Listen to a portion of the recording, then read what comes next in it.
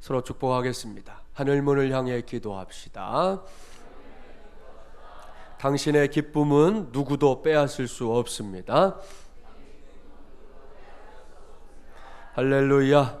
오늘은 이제 12차 특세 38번째 시간입니다. 오늘은 누가 베드로에게 돌을 던질 것인가 라는 제목으로 하나님의 말씀을 전하도록 하겠습니다. 오늘과 내일은 고난주간에 있어서 이제 클라이맥스에 속합니다. 지난 주일에 말씀을 전한 대로 2000년 전 오늘, 그러니까 목요일에 예수님은 제자들과 최후의 만찬을 하셨습니다. 만찬을 마친 다음에는 겟세마네 동산에서 기도하셨고요. 그 다음에 군병들에게 붙잡히셨습니다. 오늘 주신 말씀은 군병들에게 붙잡힌 예수님께서 이 대제사장인 안나스의 집에서 신문을 받을 때의 일을 기록하고 있습니다. 그때 베드로가 예수님을 모른다고 부인했던 거 아시죠? 여기서 당시의 상황을 그냥 한눈에 알아볼 수 있는 성화를 하나 보여드릴게요. 이 성화에 보면 저 멀리 예수님이 보이시죠? 또 베드로는 고개를 돌리고 서 있습니다.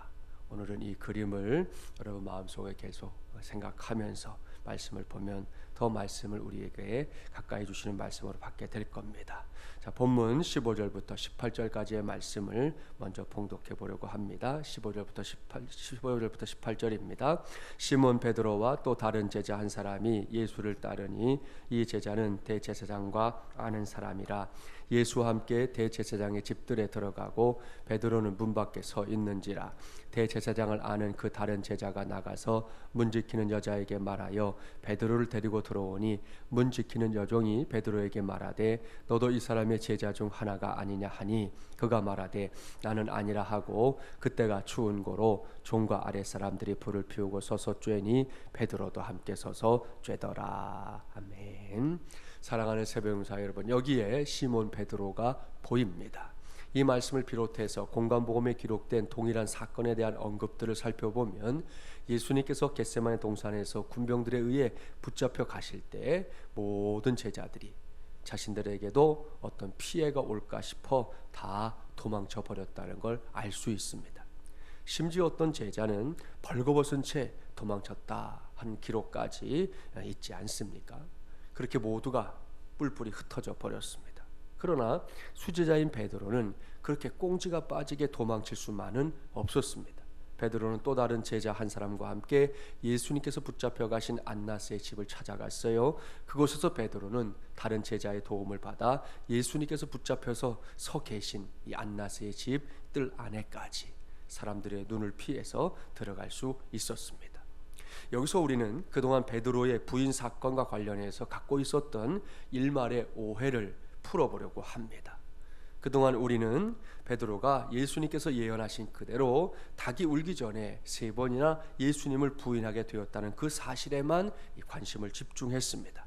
그러다 보니 우리에게는 그러한 베드로의 잘못, 베드로의 비겁함, 베드로의 배은망덕한 태도 등등을 생각하면서 수없이 많이 베드로를 질책하고 또 손가락질하고 심지어 돌을 들어서 던졌던 경험들이 있습니다. 그동안 예수님께서 베드로를 어떻게 대해주셨습니까? 12명의 제자들 그리고 70명의 제자들 가운데서도 가장 귀하게 여겨주셨습니다. 평소에는 12명의 제자들을 다 데리고 다니시다가도 매우 중요한 일이 있을 때에는 베드로, 요한, 야고보만 따로 데리고 다니셨다는 기록 성경에서 보셨지요? 그만큼 베드로는 각별한 사랑을 받은 사람입니다. 각별한 특혜를 받은 사람이지요. 그런 베드로가 예수님을 부인했다는 거, 그것도 여종 앞에서 부인했다는 거, 횟수에 있어서는 3번이나 부인했다는 걸 생각하다 보면 은근히 화가 치밀어 오를 때도 있습니다. 그런데 오늘 주신 말씀을 자세히 살펴보십시오. 우리 중에 그 누구도 그렇게 무작정 베드로를 나쁜 사람이라고 몰아세울 수만은 없다는 사실을 발견하게 될 겁니다. 물론 본문에서 베드로는 한없는 인간의 나약함을 드러내고 있습니다. 베드로에게도 다른 사람들처럼 자신의 목숨이 그 무엇보다 소중했습니다. 자신의 목숨을 구할 수 있다면 못할 일이 없다고 생각하는 것이 대부분의 사람들이 갖고 있는 생각 아닙니까? 베드로는 당시에 이렇게 엄청난 두려움에 빠져 있는 상태였습니다. 다른 제자들 역시 그런 생각 때문에 겟세마네 동산에서 이미 예수님 버리고 다 도망쳐 버린 거예요. 그러나 베드로는 그렇게 엄청난 두려움이 엄습하고 있는 상황 속에서도 예수님이 어떻게 지내고 있는지 알고 싶었습니다. 예수님이 걱정됐던 거지요. 그래서 들키면 당장 자신도 죽게 될 수도 있는 것을 뻔히 알면서도 안나스의 집에까지 찾아갔던 거예요. 여러분, 이것이 오늘 우리가 알아야 할 베드로의 본심입니다. 제12차 특세를 시작하는 첫날에도 본심에 관해 말씀을 전했는데요, 오늘은 이 베드로의 본심에 주목해야 합니다. 구약의 관점에서 설명한다면 이것은 베드로의 중심이에요. 구약성경 사무엘상을 보면 하나님께서 사무엘에게 이렇게 말씀하셨잖아요. 내가 보는 것은 사람과 같지 아니하니 사람은 외모를 보거니와 나 여호와는 중심을 보느니라. 할렐루야. 우리는 여기서 하나님의 시각과 우리의 시각이 매우 다르다라는 걸 알 수 있어요. 사람의 시각은 눈에 보이는 것이 전부예요. 그러니까 눈에 보이는 것에 치우치지요. 그래서 우리는 모든 감각 중에서도 이 보는 것을 매우 중요하게 여깁니다. 제가 대부분의 우리 감각들이 본다로 통한다는 거 말씀드린 적이 있잖아요. 자, 눈으로 보는 것만 본다 그러지 않아요. 우리는 입으로 느끼는 맛도 맛본다 그러죠. 냄새도 맡아본다 그러잖아요. 손가락도 만져본다 그러잖아요. 감각도 느껴본다 그렇게 말합니다. 보십시오. 모두가 다 본다로 통합니다. 이것은 그만큼 사람에게 있어서 이 보는 것이 중요하다 하는 의미일 겁니다. 문제는 그렇게 눈에 보이는 것이 전부냐? 그게 아니라는 거예요. 당장 우리의 눈에 제일 잘 띄는 사람의 얼굴만 봐도 그렇습니다. 소위 말하는 이 표정이 액면가인 사람들이 있어요. 액면가라는 게 뭐겠어요? 속과 겉이 똑같다 이거죠. 이런 사람들은 파악하기가 쉬워요. 그야말로 정직한 사람들, 달리 표현하는 것을 전혀 모르는 사람들이 그렇게 불리잖아요. 하지만 세상에는 그렇지 못한 사람들 많습니다. 눈에 보이는 것만으로는 그 사람이 지금 뭘 생각하고 있는지, 어떤 마음을 갖고 있는지 도무지 알 수가 없어요. 우리가 겉으로 알고 있는 것 외에 다른 그 무엇이 얼마든지 있을 수 있다는 거지. 그렇게 뭔가가 있기는 있는데 그것을 다 알 수 없는 것, 이것이 또 하나의 사람의 한계입니다. 그런데도 사람들은 종종 그 눈에 보이는 것만으로 대부분의 것을 판단하려고 합니다. 그것이 전부라고 생각하다가 큰 코를 다치는 경우가 있는데도 말입니다. 유명한 흑인 교육가 가운데 부커 워싱턴이라는 박사님이 있어요. 사진에 나오는 이분인데, 이분이 미국 앨리바마 주에 있는 터스키기 대학교의 총장으로 취임을 했습니다. 얼마 뒤에 그 지역에 부자들이 살고 있는 동네를 이렇게 산책을 했어요. 그때 어느 백인 부인이 그가 이 워싱턴 박사인 줄도 모르고 그냥 지나가는 흑인이려니 생각하고는 여보시오 잠깐 서보시오 불러 세웠어요. 그런 다음에 뭐 예의라고는 찾아볼 수 없게 거들먹거리면서 자기가 몇 달러 줄 테니 우리 집에 있는 장작을 좀 패고 가라 그렇게 요청을 한 거예요. 총장은 그때 뭐 특별한 일이 없었고 시간적으로도 여유가 있었기 때문에 웃으면서 소매를 걷어붙이고는 그 집 마당에 있던 장작을 다 패서 그녀의 벽난로 옆에 차곡차곡 쌓아주었습니다. 일이 다 끝나고 그가 돌아간 후에 그 집에서 일하던 흑인 하녀가 그 사람이 워싱턴 박사라는 것을 알아보고는 바로 주인에게 알려줬어요. 이 부인은 그 얘기를 듣고 뒤로 넘어갈 뻔했습니다. 동시에 너무나 부끄럽고 당황했습니다. 다음날 아침에 그녀는 쏜살같이 총장실에 찾아가서 100배 사죄했습니다. 제가 당신을 몰라보고 큰 실례를 했다고, 무례를 범했다고 용서해달라고 그랬습니다. 그러자 이 부커 워싱턴은 부인이 괜찮습니다. 저는 가끔 가벼운 육체 노동을 좋아합니다. 어디 그뿐입니까? 이웃을 위해 돕는 것은 언제나 기쁜 일이지요. 그렇게 말하면서 도리어 그 부인을 위로해 주었다는 거예요. 인물은 역시 인물이에요. 아무튼 보십시오. 이렇게 사람들은 눈에 보이는 것으로 상대방을 판단하기 좋아합니다. 그래서 자기보다 뭔가 부족한 듯이 보이는 사람에게는 쉽게 함부로 대합니다. 뭔가 내가 더 우월하다고 생각하게 되면 그때부터는 뭐 어깨에 우리 여성들이 좋아하시는 뽕 아시지? 뽕을 딱 해가지고 그 앞에서 거들먹거리는 걸 얼마나 좋아하는지, 목소리도 걸쭉해지는 경우가 많습니다. 이것이 사람들의 시각이에요. 그러나 하나님의 시각은 분명히 다릅니다. 하나님의 시각은 사람들처럼 눈에 보이는 그 외모에 있지 않습니다. 성경에 기록된 대로 하나님은 사람들의 중심을 살피십니다. 할렐루야. 이것이 하나님의 시각이에요. 무슨 말씀입니까? 하나님은 다른 것이 아니라 우리의 동기를 살피신다는 말씀이에요. 이 말씀은 우리 모두에게 그야말로 복음 중에 복음입니다. 한번 생각해 보세요. 우리가 얼마나 부족한 존재입니까? 얼마나 허물이 큰 존재들입니까? 나름대로 잘 해보겠다고 마음도 먹고 노력도 해보지만 원하는 만큼 이루기보다는 늘 부족함을 느낍니다. 딴에는 잘해보겠다고 했던 것이 잘못된 결과를 가져올 때도 있어요. 사람들 앞에서도 그러하니 하나님 앞에서는 두말할 게 없습니다. 하나님의 눈으로 우리를 보실 때 그 허물이 얼마나 잘 보이겠습니까? 그 부족함이 얼마나 잘 파악되겠습니까? 그런 하나님께서 사람들과 마찬가지로 우리의 이 겉모습만으로 우리를 판단하신다면 우리 중에 하나님 앞에 설 수 있는 사람 단 한 사람도 없습니다. 의인은 없나니 하나도 없도다. 아시죠? 그러나 하나님께서 우리의 중심을 살피신다면, 우리의 동기를 살피신다면 그때에는 사정이 달라져요. 겉모습은 실패했지만 그래도 우리의 중심만큼은 하나님께 충성을 다하고 그 은혜에 적극적으로 반응하려 했던 것이라면, 그것이 분명하다면 하나님께서는 그러한 우리의 중심을 먼저 헤아려 주시기 때문입니다. 그러니 이게 복음 아닙니까? 제2차 세계대전 때 미국이 필리핀의 마닐라를 공격하기 위해서 군함을 막 출항시키려는 순간이었어요. 그때 한 해군의 옷이 바다에 이렇게 떨어졌습니다. 그 해군은 자신을 말리는 상관의 명령을 들은 채도 하지 않고 바다에 뛰어들어서 그 옷을 건져냈어요. 결국 이 병사는 전쟁 중이었으니까요, 명령 불복종죄로 즉시 군법회의에 회부됐습니다. 전쟁 중에는 명령이 생명과도 같은 것이기 때문이지. 재판장이 그에게 물었습니다. 귀가는 그까짓 옷 하나를 건지려고 상관의 명령을 어겼단 말인가? 병사는 묵묵부답이었습니다. 상관의 명령이 중요한가? 옷가지가 중요한가? 말해보라. 계속해서 침묵을 지키는 이 병사는 중형에 처해질 위기에 처했습니다. 재판정에 앉아있던 다른 사람들도 사소한 일에 목숨을 건 병사를 마땅히 중하게 처벌해야 한다 생각했어요. 그때 이 병사가 눈물을 흘리면서 말합니다. 재판장님, 제가 상관의 명령을 어기고 옷을 되찾으려고 바다에 뛰어든 것은 분명히 잘못입니다. 저를 처벌해 주십시오. 그러나 제가 바다에 뛰어든 이유는 그 옷가지 때문이 아니었습니다. 그렇게 말한 다음에 그는 호주머니에서 빗발의 사진 한 장을 꺼내면서 계속해서 말했어요. 제 옷 속엔 제가 세상에서 제일 사랑하는 어머니의 사진이 들어있었기 때문입니다. 그러자 재판정이 술렁이기 시작했어요. 재판장도 그의 그 마음, 그 동기를 듣고 나서 크게 감동을 받았습니다. 그는 병사의 어깨에 손을 얹고는 이렇게 말했지요. 어머니 사진 때문에 목숨을 건 자네는 진정 용기 있는 군인이네.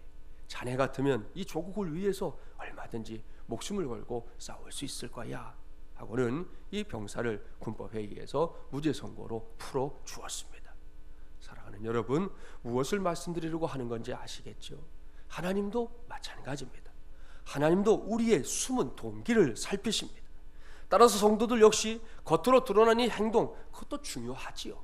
그게 의미가 없다는 건 아니지만 그것보다 동기를 중요하게 여기는 그런 사람들이 되어야 합니다. 왜요? 그것이 우리 하나님의 방법이기 때문입니다. 특별히 교회 안에서 함께 사역할 때 이 점에 신중해야 합니다. 그저 눈에 보이는 것만 가지고 상대방을 판단하려고 한다면 우리는 실망할 때가 매우 많을 겁니다.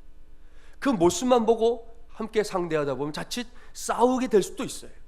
서로에게 탓을 돌리며 어떤 경우들은 평생 원수처럼 등을 지고 사는 경우들도 저 본 적이 있어요. 이렇게 되지 않으려면 하나님처럼 이 외모보다는 중심을 살피는 이 믿음의 식을 우리 모두가 붙잡아야 한다는 말씀입니다. 또한 그렇게 살아야 합니다. 그래야 할 때 우리는 더욱 좋은 동역자들, 그 동역들과 함께 동역할 기회들을 누리게 될 줄 믿습니다. 제가 이 시간에 여러분과 함께 생각해 보려고 하는 문제가 바로 이것입니다. 분명히 베드로는 안나스의 집들 안에서 예수님을 부인했어요. 문을 지키고 서 있는 여종이 베드로를 예수님과 연관시키려고 했을 때 베드로는 결코 나는 예수님의 제자가 아니야 라고 시치미를 뗐다고요. 본문 19절부터 24절까지의 말씀을 보면 그 와중에 예수님께서는 대제사장 안나스의 신문을 받고 있었습니다. 안나스는 어떻게든 예수님에게서 잘못을 찾아내려고 혈안이 되어 있었지요. 그러나 예수님 안나스에게 허물을 잡힐 만한 일을 하신 적이 없잖아요. 예수님은 안나스의 질문에 당당하게 대답했습니다. 그러자 대제사장의 아랫사람이 예수님의 뺨을 후려치기까지 했어요. 이렇게 참담한 상황이 이어지고 있는 가운데 베드로가 또다시 사람들에게 질문을 받습니다. 본문 25절부터 27절 함께 봉독해 볼까요? 25절부터 27절입니다. 시몬 베드로가 서서 불을 쬐더니 사람들이 묻되 너도 그 제자 중 하나가 아니냐?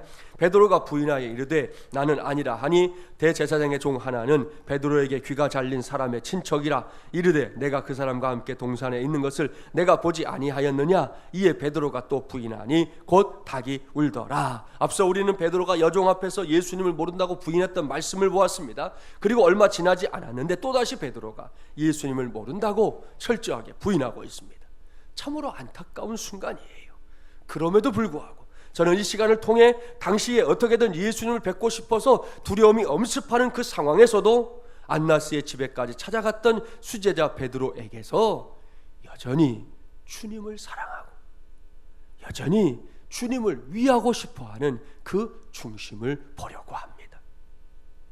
여기서 다른 제자들에 대해서는 할 말이 없어요. 그들은 이미 다 뿔뿔이 흩어졌다니까요. 제 목숨 하나 구해보겠다고 모두가 36개 주량을 친 지 오래입니다. 그러나 베드로, 그것도 수제자였던 베드로는 분명히 달랐습니다. 물론 베드로 역시 연약한 육체의 한계를 지닌 존재였기 때문에 코앞에 닥쳐있는 생명의 위기 앞에서 예수님을 모른다고 부인하는 죄를 저질렀습니다. 그래서 그동안 오랜 세월 동안 기독교의 역사 속에서 베드로가 많은 그리스도인들의 입과 생각 속에서 엄청난 범죄자로 여겨져 온 것도 사실입니다. 그럼에도 불구하고 오늘 우리가 발견해야 할 중요한 사실은 비록 생명의 위협을 받는 두려움 때문에 베드로가 예수님을 부인하긴 했지만 그의 중심은 여전히 주님을 사랑하고 있었다는 겁니다. 어떻게든 주님을 위해 뭐라도 하나, 그야말로 정말 아무것도 아닌 것일지라도 뭐라도 하나 해보고 싶었다는 거예요. 그런 베드로의 생각이 100% 실현되진 않았습니다. 도리어 크게 실패했습니다. 그럼에도 불구하고입니다. 그럼에도 불구하고 베드로는 여전히 주님을 사랑했습니다. 베드로는 여전히 주님의 곁에 있고 싶었습니다. 오늘 우리는 이것을 결코 놓쳐서는 안 됩니다. 그리고 베드로의 중심을 정말로 이해한다면 오늘 제가 말씀의 제목을 정한 그대로 우리 중에 과연 누가 베드로에게 돌을 던질 수가 있겠습니까? 나는 그럴 수 있다고 당당하게 말할 수 있는 사람 과연 우리 중에 있습니까? 손들어 보세요. 없습니다. 단 한 사람도 없습니다. 우리가 베드로와 똑같은 상황에 놓여 있었다면 우리는 어떻게 될 것 같은데요? 여러분은 당당하게 나서서 나는 예수님의 제자다, 그래 날 죽여라 그랬을까요? 그렇지 않았을걸요. 베드로처럼 신라 같은 용기를 내서라도 정말 대제사장의 집에까지 찾아갔을까요? 아니면 다른 제자들처럼 36개 주량량을 쳤을까요? 여러분 스스로 대답해 보기 바랍니다. 아니 그렇게 거창한 상황을 놓고 말할 것도 없어요. 아주 쉬운 예를 한번 들어보죠. 여러분 끼니 때마다 감사의 기도, 감사의 식사 기도 제대로 하고 있습니까? 혹 집에서도 예수를 믿지 않는 가족들이 신경 쓰여서 기도하지 않고 식사를 하거나 또 식구들이 모르는 기발한 방법으로 기도를 대신하고 있지는 않습니까? 혹 집에서는 또 그럭저럭 식사기도 하는데 직장이나 외부에 나갔을 때 마찬가지로 기발한 방법으로 기도를 대신하거나 Jesus, Thank you, 아멘 이렇게 모든 감사기도 때우고 그리고 식사한 적은 없습니까? 그 밖에도 정말 내가 예수님을 믿는 사람이라는 사실을 명백하게 밝혀야 할 상황이라는 걸 알면서도 창피해서 혹은 그 뒤에 뭔가 불이익이 따라올 것 같아서 은근슬쩍 예수님 모른 척 한 적은 없냔 말이에요. 우리가 살면서 만나게 되는 이런저런 상황들이 지금 베드로가 처해 있는 상황과 다를 바가 없습니다. 그런데 과연 누가 베드로에게 돌을 던질 수 있단 말입니까? 이러한 사실에 기초해서 당부합니다. 오늘만큼은 우리 모두가 베드로를 만나되 베드로의 외모가 아닌 그의 중심을 먼저 볼 줄 아는 믿음의 눈으로 베드로를 만날 수 있기를 바랍니다. 물론 베드로가 당시에 예수님을 부인하지 않고요 용감함을 보여주었더라면 더 좋았겠지요. 그거 부인하겠다는 거 아닙니다. 그랬으면 더 좋은 거 맞지요. 결론적으로는 베드로가 예수님을 부인했어요. 그리고는 밖에 나가서 통곡하며 울고 회개했습니다. 그렇다 하더라도 저와 여러분 여러분은 베드로에게 돌을 던지면 안 됩니다. 우리는 베드로를 이해하고 베드로를 품어줘야 합니다. 아무 이유도 없이 그러자는 게 아니잖아요. 그냥 봐주자 이런 게 아니에요. 그의 중심을 확인했기 때문이에요.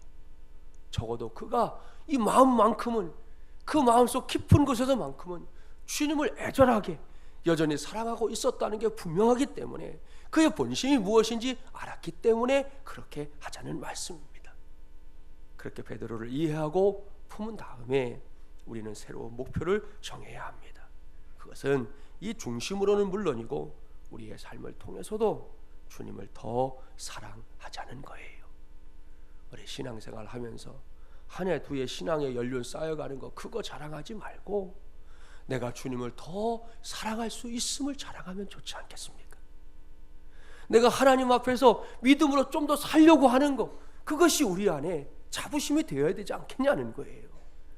그게 신앙생활이지, 내가 신앙생활 몇십 년 했네, 내가 무슨 직분을 받았네, 그런 것들이 우리 앞에 간판처럼 서서 진짜 가져야 될 마음들은 온데간데 없어진다고 하면 오히려 그런 간판들이 우리를 불행하게 만드는 것이죠.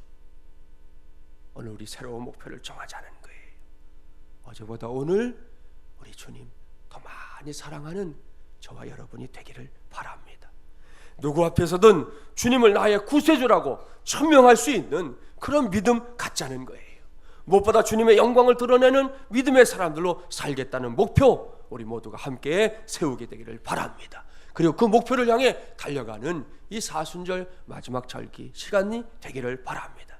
아무쪼록 2017년도 고난주간이 깊어져가는 목요일 이 새벽에 이러한 결단과 다짐으로 하나님 앞에 나아가는 저와 여러분이 되기를 주님의 이름으로 간절히 축원합니다.